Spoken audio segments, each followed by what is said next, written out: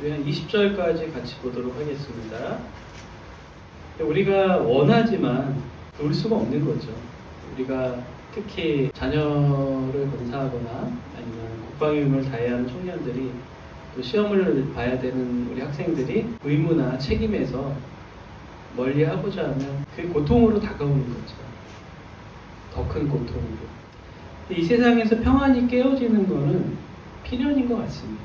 내가 늘 365일 24시간 평안하고 싶지만 그러지 못하다는 거예요. 늘 평안은 깨어지게 돼 있어요.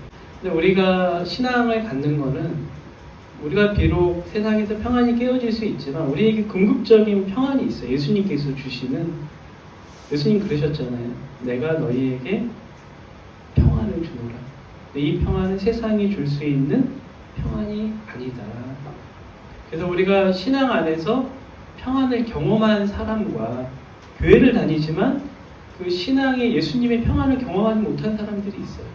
뭐 세상 사람들은 말할 것도 없고 교회에 있다고 다 그 예수님의 평안을 경험하는 건 아니에요. 믿음이 있어야지, 예수님을 만나야지 그 평안을 경험하는 거예요. 그래서 궁극적인 평안, 내 마음에 잔잔히 흐르는 어떠한 것도 나를 무너뜨리지 못하는 그 평안이 있어요. 잠시는 동요할 수 있어도 그 예수님이 주시는 평안으로 다시 일어서는 그 신앙의 힘이 있죠. 우리 삶의 결심은 하나님의 말씀이 힘이 돼야 돼요. 이거 하면 잘 살 수 있을까? 저거 하면 성공할까? 이게 아니라 먼저 우리가 하나님의 말씀 속에 좀 머물러 있어야 돼요. 말씀이 힘이 돼야 돼요. 근데 야곱이 거기서 견딜 수 있는 힘은 하나님이 야곱을 사랑하셨기 때문에. 근데 왜 하나님이 야곱을 그렇게 사랑하셨을까? 알 수가 없는 거죠. 하나님 선택하셨기 때문에. 하나님 사랑하시기로 선택하셨기 때문에. 우리가 자녀를 사랑하는 이유가 따로 있는 게 아니잖아요. 내 자녀이기 때문에 사랑하는 거잖아요. 그렇죠? 얼굴이 좀 못나도, 그렇죠? 그리고 공부를 좀 못해도, 뭔가 좀 모자라도 내 자식이니까. 하나님은 야곱이 지금은 미숙하고 어리석어도 야곱이 성장할 때까지 기다려야 돼요. 사랑은 뭐 하는 거라고 그랬죠? 사랑은 용서하는 거라고 그랬잖아요. 그렇죠? 사랑하면 용서가 쉬워집니다. 용서를 밥 먹듯이 하게 되는 거죠. 근데 또 사랑은 기다림이에요. 인내. 부모가 자녀가 성장할 때까지 기다리잖아요. 그의 삶을 잘 살 때까지. 사랑은 기다림이에요. 결혼 생활도 마찬가지예요. 서로가 성장할 수 있도록 기다리는 거. 근데 요즘 못 기다리죠. 그래서 빨리 이혼하고 막 다른 사람 찾고 막 그리고 또 이혼하고 그래서 난리가 아니잖아요. 그렇죠? 사랑은 인내. 어쩌면 야곱이 라반을 만난 거는 뿌린 대로 거둔 사건일 수도 있어요. 자기가 사기를 쳤기 때문에 더 큰 사기꾼을 만났죠. 근데 하나님께서 그 가운데 비록 그 상황 속에 있었지만 하나님은 야곱을 축복해 주셨어요. 어떤 상황 가운데서도. 하나님은 그 가운데서 기적을 베풀어 주셨죠. 그리고 하나님께서 이제 개입을 하신 거죠. 우리가 살면서 억울한 일을 당할 때가 있어요. 야곱이 얼마나 억울했겠어요. 그렇죠?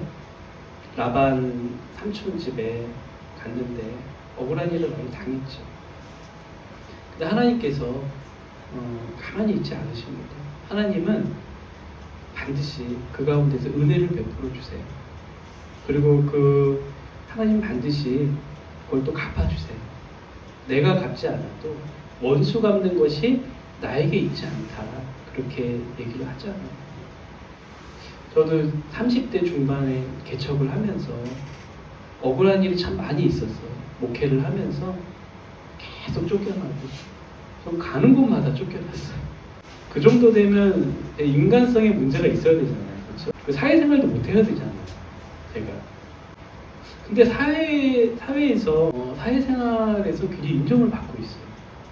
그러니까 하나님께서 그때 그렇게 쫓겨남으로 인해서 결국은 선택지가 개척밖에 없었고 이렇게 지금 현재 이런 목회를 하고 있고 상담을 하고 있고 제가 요즘 제 삶을 보면서 하나님의 어떤 그 개입이 있었구나. 하나님은 분명히 개입하시는 분이십니다. 우리가 살면서 억울한 일 당할 수 있어요. 그렇죠? 나는 열심히 최선을 다하고 잘못한 게 없는 것 같은데 막 억울하게 모함하는 사람들도 있고 또 자기 화로 자기 분풀이로 이렇게 막 하는 사람도 있어요. 근데 그렇게 화를 내는 사람은요, 그 심혈관 계통의 질병으로 죽기 쉽다 그래요. 그러니까 내가 굳이 그런 사람들에게 대적 안 해도 하나님 그를 다루시고 계신 거예요. 하나님은 우리가 할 역할은 억울한 상황 속에서도 그를 축복하고 그를 긍휼히 여기는 것. 하나님은 그걸 원하세요. 우리가 저는 어디 두고 보자, 어떻게 되나 보자, 이게 아니라 하나님은 우리가 그를 불쌍히 여기고 그리고 그를 용서하기를 원하십니다. 그게 크리스천의 삶의 방식이에요. 우리는 선을 베푸는 자지 악을 품는 자들이 아니라는 거죠. 하나님께서 왜 야곱에게 은혜를 베푸셨을까? 이유는 알 수 없어요. 그러나 하나님이 야곱을 사랑하셨기 때문에 그렇다는 걸 알 수 있습니다. 항상 하나님은 야곱에게 내가 이 문제 해결해 줄게 그렇게 얘기하시지 않고 이렇게 얘기하십니다. 내가 너를 사랑하고 너와 함께 할 것이고 너를 떠나지 않을 거야. 항상 이렇게 말씀하셨어요. 저도 삶의 위기 때에 하나님께서 이런 말씀을 하셨어요. 어렸을 때부터 삶이 고달프고 힘들 때, 고통스러울 때 하나님은 저에게 이런 말씀 자주 하셨어요. 내가 너와 함께 할 거야. 깜짝 놀라요. 귀를 이렇게 하면 그게 마음에 들렸어. 내가 너와 함께 한다. 그 말씀 참 자주 들었어요. 그 마음이 힘들고 막 고통이 올 때 굉장히 힘이 됩니다. 길을 정하지 못할 때도 내가 신대원을 가야 되나 직장에 취업해야 되나 이런 고통 속에서도 하나님 항상 나 그런 말씀하시고 내가 너와 함께 할 거야. 개척을 준비할 때도 하나님 제가 개척을 어떻게 합니까? 개척을 해야 합니까?